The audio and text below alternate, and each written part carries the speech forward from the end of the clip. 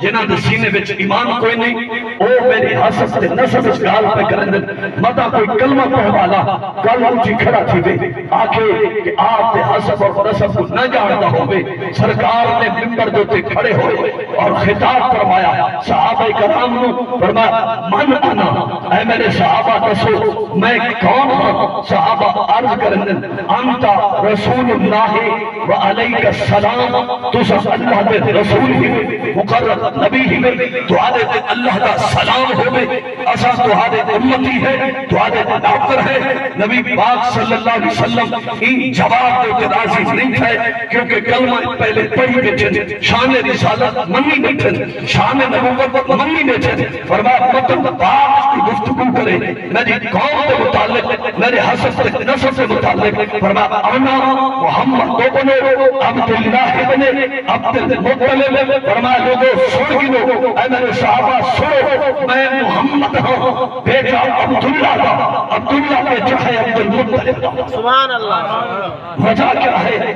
یہ گال نشامن دی آپ کے ذہن میں آ سکتے کیا صحابہ کو نہیں پتا آپ کا نام مبارک آپ کے والد کے نام مبارک آپ کو نہیں پتا آج